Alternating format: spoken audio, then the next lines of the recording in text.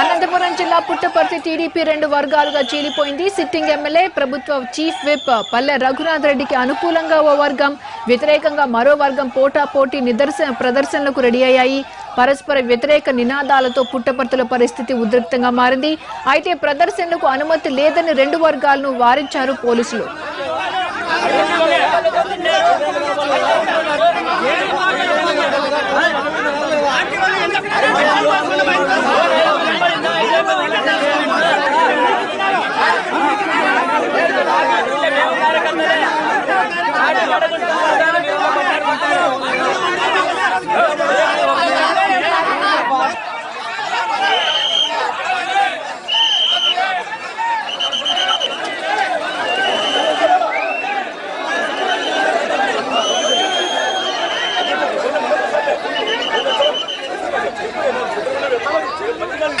అనంతపురం జిల్లా పుట్టపర్తి టీడీపీ రెండు వర్గాలుగా చీలిపోయింది.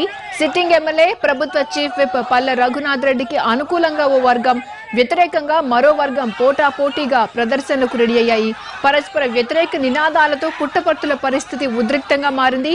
అయితే ప్రదర్శనలకు అనుమతి లేదని రెండు వర్గాలను వారించారు పోలీసులు.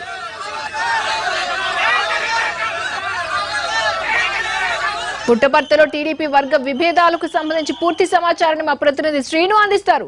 శ్రీను, చెప్పండి, ప్రస్తుతం పరిస్థితి ఎలా ఉంది?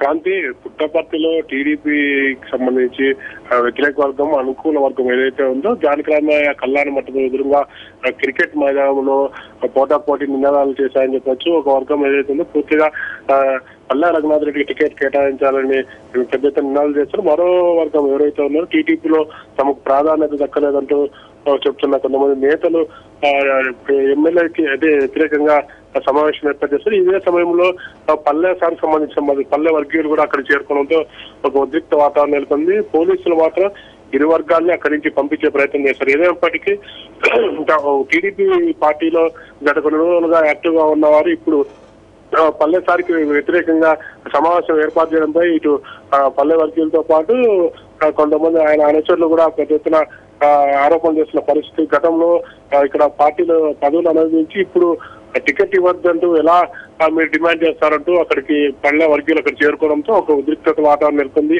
ఇప్పటికే ఎవరైతే ఉన్నారో పుట్టపర్తి టికెట్ ఆశావాహులు ఉన్నారో ఆశావాహులు సంబంధించి పెద్దరాజు సుబ్రహ్మణ్యంతో పాటు కొంతమంది లీడర్లు ఏదైతే ఉందో టికెట్ తమ కూడా కేటాయించాలని సమావేశం ఏర్పాటు చేశారు. ఈ సమావేశానికి ఒక్కసారిగా వ్యతిరేక అనుకూల వర్గాలు అక్కడ చేరుకోవడంతో ఒక టెన్షన్ వాతావరణం నెలకొంది. క్రాంతి, మరోవైపు పోలీసులు ఎవరికి అనుమతి లేదంటే అక్కడి నుంచి పంపించే ప్రయత్నం చేశారు. క్రాంతి, శ్రీను, మరి పార్టీ నాయకులు ఎవరైనా స్పందించారా దీనిపై?